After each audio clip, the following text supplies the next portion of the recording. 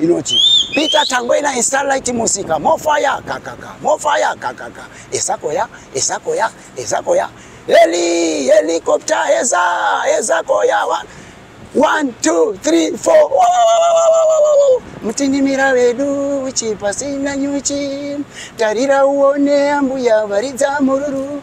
Korero se tuchitama nekupemberera. Korero se tuchiseka nekupururudza.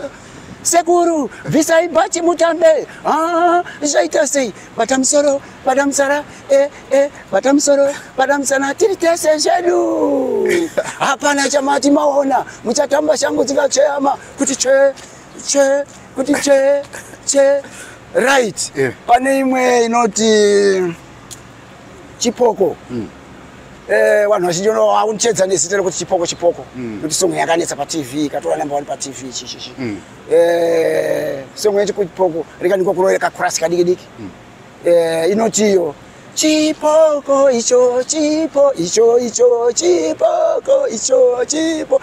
icho wangu mukamtora tinobayana nemapanga wangu mukamtora pano chamatanda manyoro wangu mukamtora ndinomuka chipoko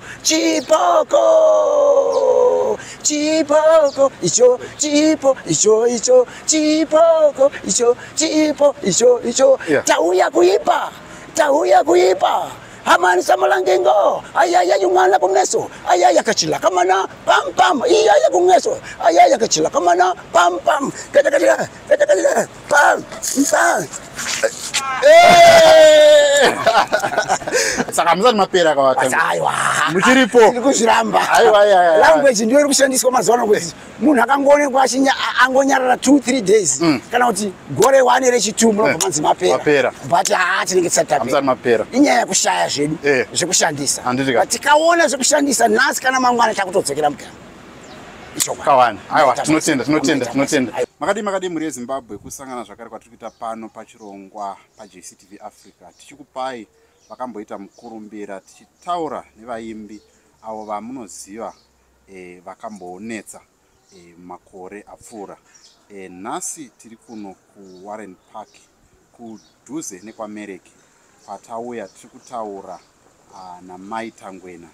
I think munoziva muimbi akamboita mukurumbira Peter Tangwena. Saka tauya kuno kuti mbonzwa kuti zviri kufamba sei, upenyu hwavo hwakamira sei. Tonzwa kuti pane matambudziko akambosangana nawo mwedzi yakapfuura. Ndiyezve hatisi kuvaona vaTangwena vari music industry. Saka tatidzai tizvinzwire kuti zviri kumbofamba sei. Makadiko ma? Tiripo mukoma makadiwa imi. Tiri kumwani. Zita ndiani? Zita rangu repachitupa. Ya, chiro repachitupa kana rekwamakarohwa. Ndonzi Rosemary Chizema repachitupa. Alright.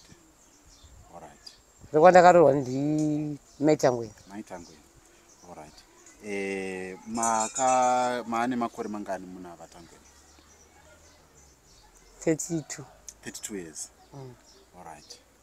Tinoziva kuti muimbi akaita mukurumbira munyika yeZimbabwe, especially kumazera edu ekuma90s. Vanomuziva achiimba nziyo dzakakurumbira chaizvo. Mungatitsanangurirei kuti pamakasangana navo vanga vari munhu anga akaita sei, vanga vatopinda mune zvemumhanzi here kana kuti vanga vasati? Pandakasangana Peter Tangwena anga asati apinda mumhanzi, asi airatidza kuti munhu anga asingasiyani kuteerera mumhanzi paredhiyo.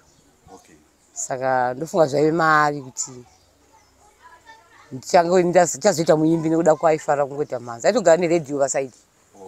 Chero papi chero kana munodzosera mombe kumba maanenge aine redhiyo yake pasaidi. Saka munhu aitoratidza kuti anoda zvemhanzi. Makasangana nawo kupi? Kwazvimba. Alright. Mazoti fambei makore ati fambei pavakatanga kuita zvemumhanzi. Ndezvipi ndepapi pamunoti apa ndo pakabva pazoti music yavo yakatanga kunzwika nevanhu? Ende imi makazvitorawo sei semudzimai wavo? Pavakatanga music ndaisa zvibhilivha kuti zvingafarirwe zvekudaro. Asi pavakatoitanga aiwa taitoridza mumba medu tichitoti tingoda kuinzwa kuti tione zvikubuda zvakanaka. Saka asi takazoona zvatambiwa zvakanaka. tikatoshandiswa kuti antu ndi Mwariwo zvawaida kuti zvisimke zvakadaro. Okay.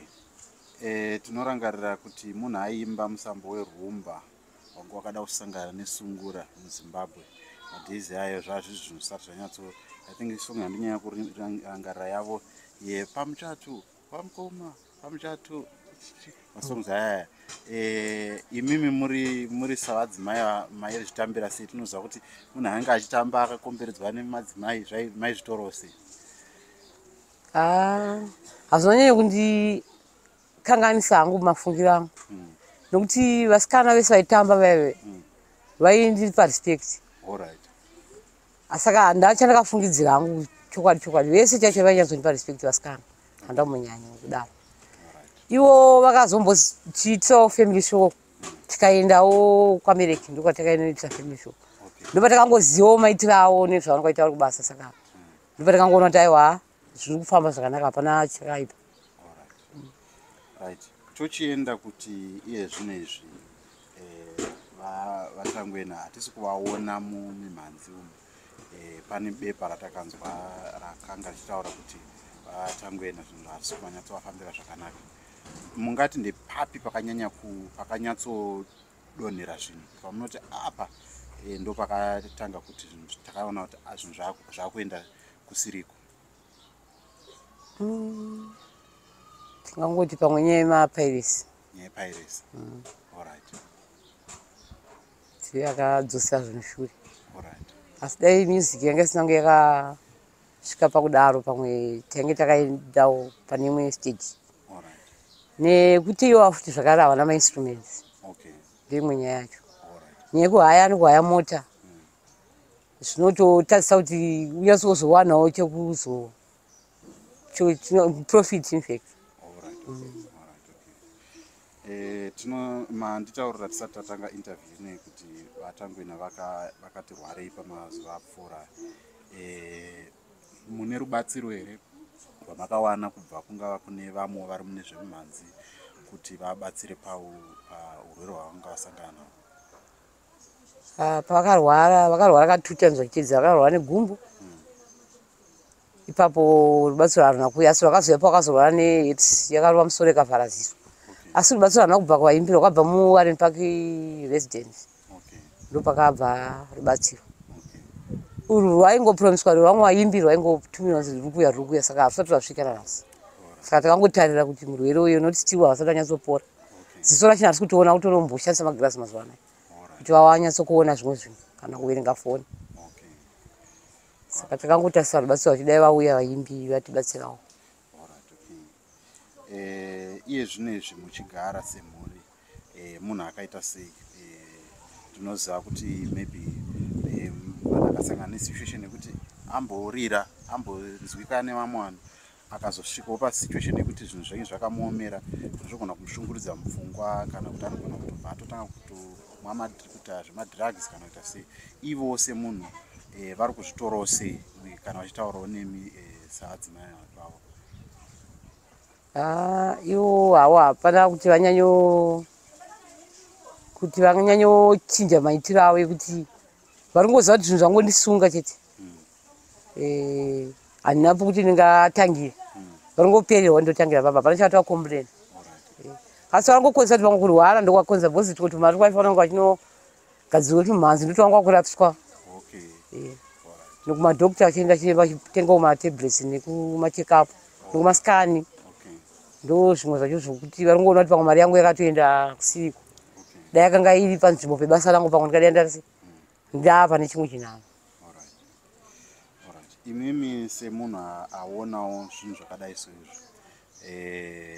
munoti chii? Munoda kuti chii kumhuri yeZimbabwe uri kune vanhu vari vakuru vezvemimhanzi pamusoro pekuchengetedza zita ravatangwena? Ndikutongonyanya ndichichemera mhuri yeZimbabwe kuti yavanyanya kuti rangarira nokutipawo rubatsiro, nokuti even patinogara achimba yedu tinotorenda panodewo marenzi papo, hapana zvemagesi, tichongoita zvokubika nemoto. Saka tinodawo rubatsiro rwokuti tiwanikewo kuitawo kalife kari nanewo kuitira kuti pamwe zvingati tiro zvakanaka. Alright.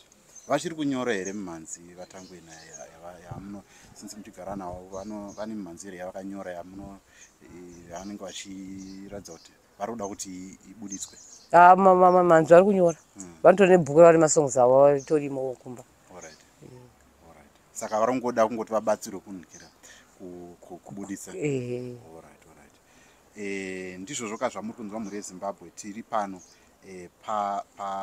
kuWarren Park, tiri pano pavatangwena manzwa matambudziko avari kusangana nawo.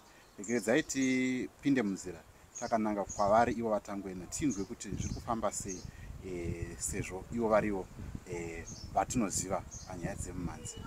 Saka vanenge vachida kuvabatsira namba dzavo dzinoti kudii? 0772 202 302. Dzikurodzai 0772 202 302. Madzinzwa kanamba idzodzo hama dzinodikanwa vabate panamba idzodzo moita kuti vabatsire. Maybe varoda studio time, maybe vanokwanisa kuvabatsira kana nezviridzwa kana zvikwanisiro kuitira kuti vadzokere zvakare game. Aiwa, regedzai tipinde munzira takananga kuna vatangwena avo vari kubasa kwavo tinzwe kuti zviri kufamba sei. Tangana zvakare pano pachirongwa paJCTV Africa tasangana navaPeter Tangwena tiri kuno kuWarren Park kana kuti kuN Richards kuTenwood. Makadiwa Tangwena? Tiripo makadiwo. Alright. Uri seiko upenyu?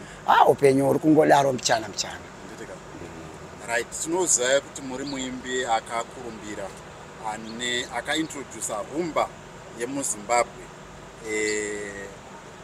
Munoti chimboti dzokerei kumashure munyatsotitsanangurira kuti zvemimhanzi izvi zvakatanga sei uye zvechii chakaita kuti muzonyatsopinda mune zvemimhanzi? Taiya in fact kutanga kwandakaitawo ndaiyemurawo vanhu vakatangawo nemagitari. It's like yana mukoma Oliver Mtukudzi, ana Thomas Mapfumo nevamwe vakasiyana siyana. Saka kuimba kwawo nezvawanga wachingoita zvo ndachingozviyemurawo. Saka ndakazongoti rega ndingopindochi muindasi. Ende kupinda kwandakaita zveshuwa ndakapinda ndikarekodhawo album rekutanga rinonzi Pamuchato waMukoma. Album iri rakabva rasvikira kutambirwa nevanhu. Rakabva raita kunge rare 4, 5, 6 nekuti rakangotanga richipisa album Pamuchato waMukoma mazvona. Ndikazorova rimwe album rechi2 rinonzi Love Songs. Rakatambirwa zvakare nevanhu vakasiyana siyana. Hatongoti mhuri yese Zimbabwe, vanhu vese Zimbabwe nekunze kwenyika rakafarirwa zvakare.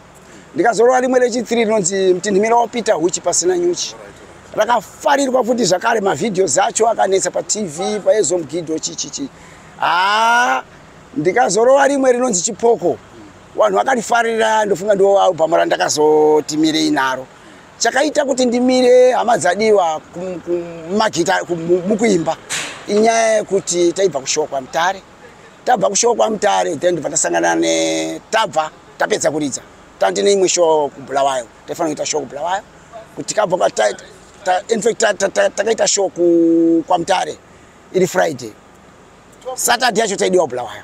Saka tangoti zvatapedza kuridza mangwana chumakuseni. Tafumira tikati handechi kuBulawayo. Chibva kwa Mutare pataita tsaona munzira mainstruments ese akaparara.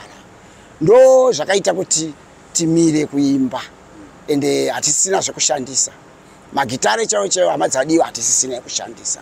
Saka tinoti mapromota wangave vese vanotibatsira vari muno nekunze kwenyika tibatsireiwo nemagitare titange basa.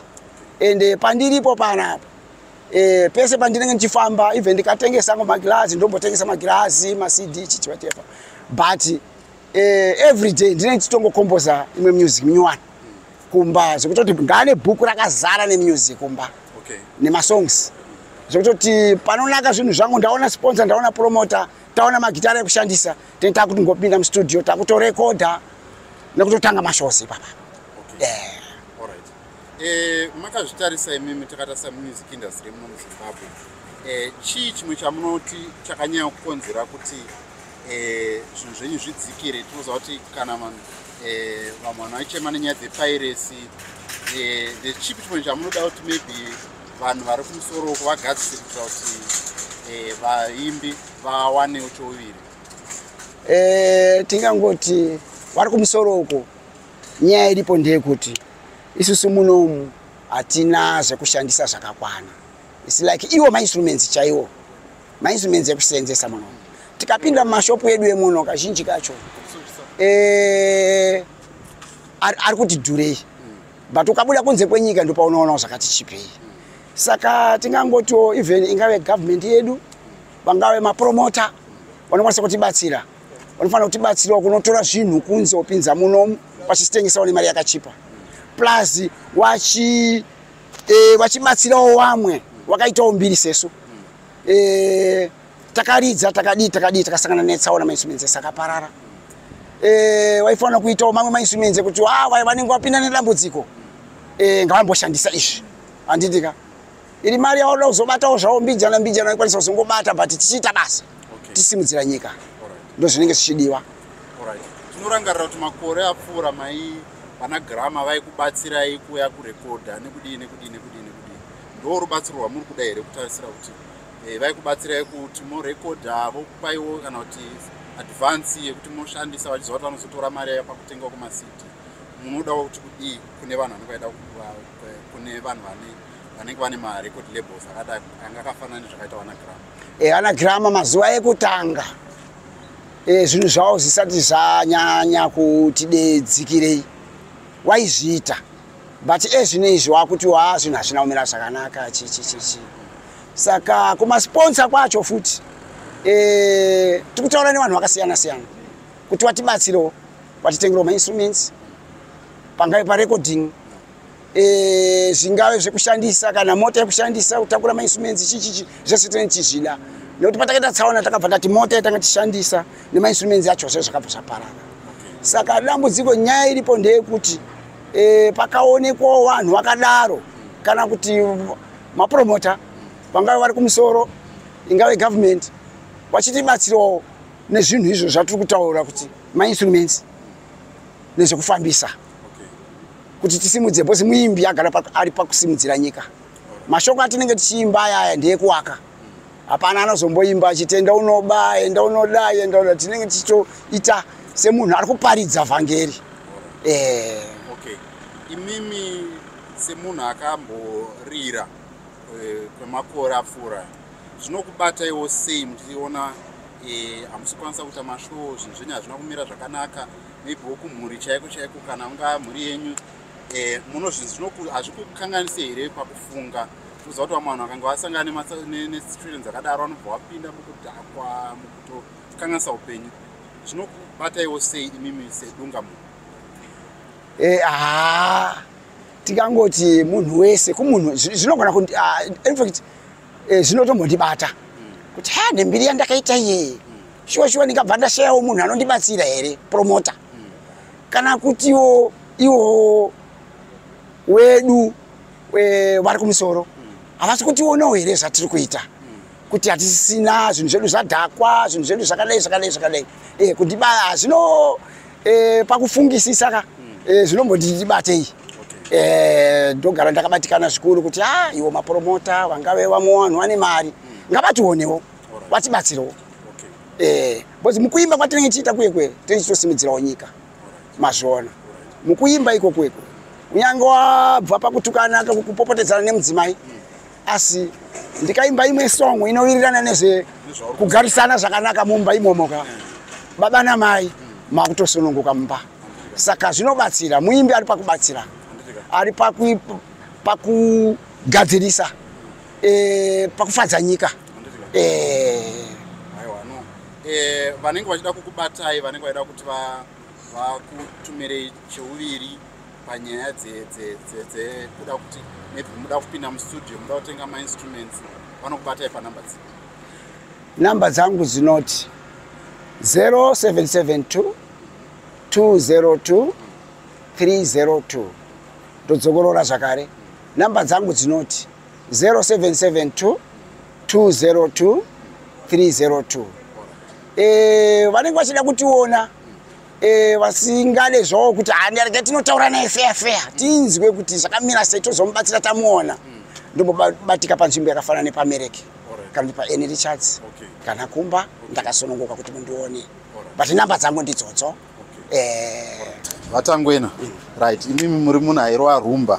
Da kungoti ratidza kuti zvichirimo here zverumba zvichirimo here. Especially pane kasong kenyu kandofarira kai kuti mutinimira wedu chiki pasina.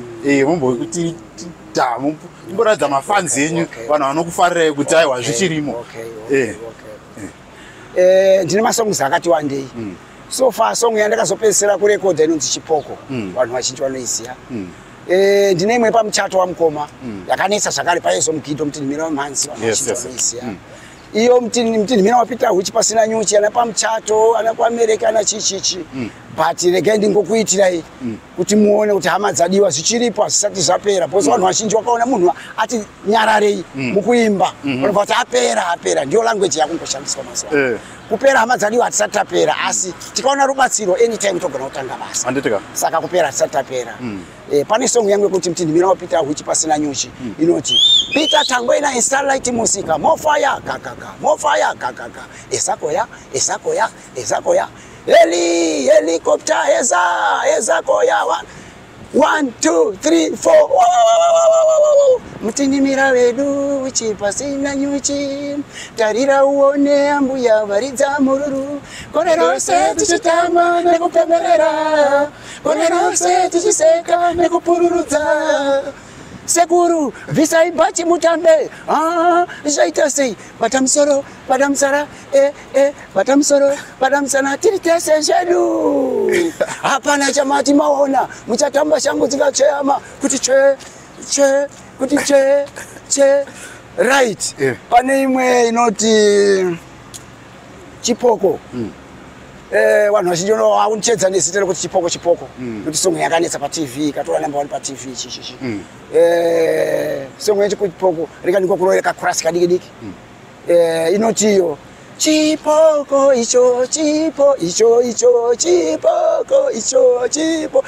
icho wangu mukamutora tinobayana nemapanga wangu mukamutora pano chamatanda manyoro wangu mukamutora ndinomuka Chipoko icho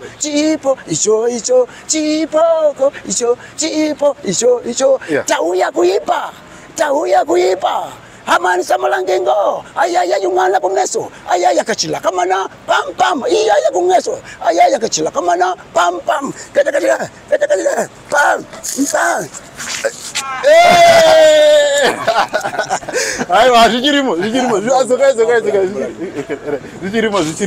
aiwa no mashoko enyu kupedzisira kumhuri yeZimbabwe amuda kuvaudza vanosapota musambo wenyu nevanenge vachida kubatsirai just chipedza ndinoti hama dzadiwa ndinokumbirawo kuti kune vaya vanenge vachida kutibatsira panamba dzefoni ndofunga ndagara ndadzitaura ndodzongorora zvakare 0772 202 302 kune vaya vanenge vachikwanisa kutengerawo magitare vanenge vada kutumira iri mari Paiko Cash ndiripo ndinobatika Paiko Cash panamba idzodzo alright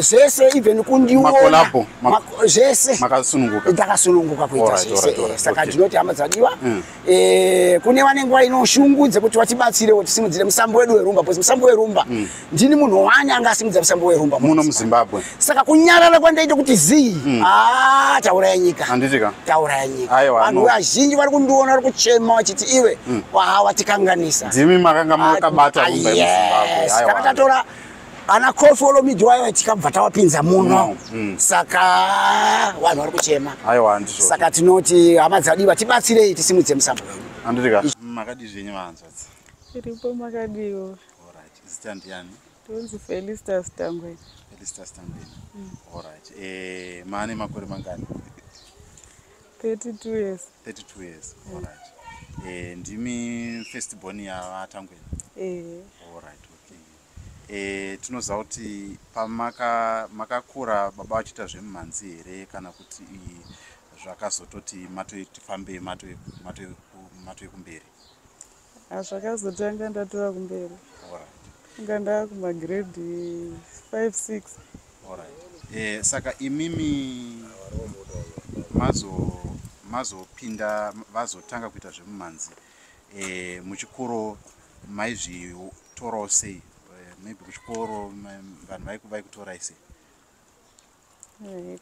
Taingonzwa kungozvifarira kuti baba vari kuimba uye ndakambobudawo vakambonditorawo pavhidhiyo yepamuchato ndaimbovepo.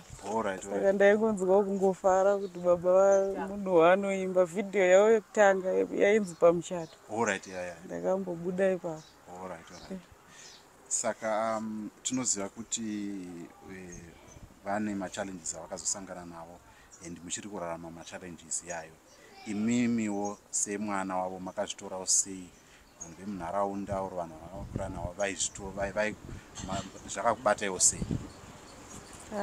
Zvinhu zvinotongorwadza kana kurwara kwavo. Zvinotongorwadza vose vakasisikidza kurwara vakarwara negumbo. Vakabva vakazorohwa nehepsi zvine zvemusoro havasi kutoona. Zvisoro vasi zvaanani. Saka zvii zvinongorwadzawo. Ko imimi chipo chababa hamuna here kutoredzerawo kana kuti mupindewo zvemumhanzi maybe mubatsiro baba kuti vadzoke mugame? Haisati. Munyorewo here masongs kana kuti hazvina kupinda here zvemumhanzi? Hazvisati. Kana kuti munotya? Handisati ndambozvitry. Alright. Azina mama voice renyu rinoimba. Saka kutya. Alright.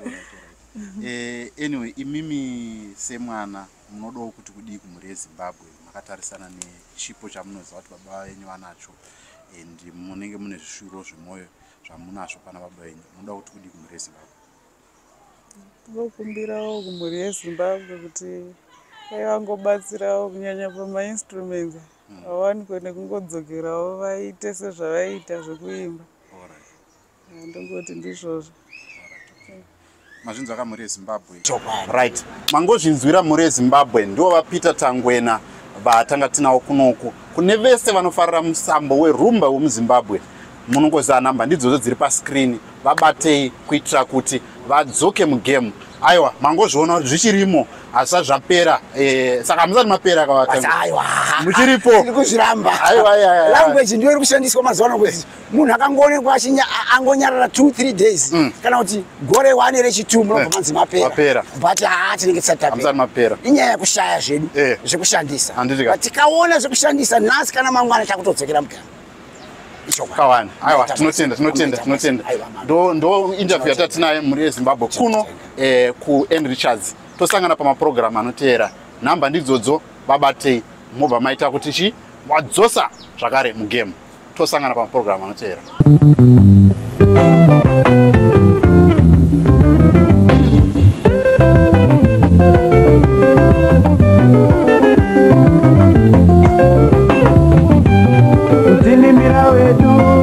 Pasina nyuti tarira one sekuru atamba kore rose tikitamba nekupemera kore rose tikiseka nekukuruta mutinimira wedu uchi pasina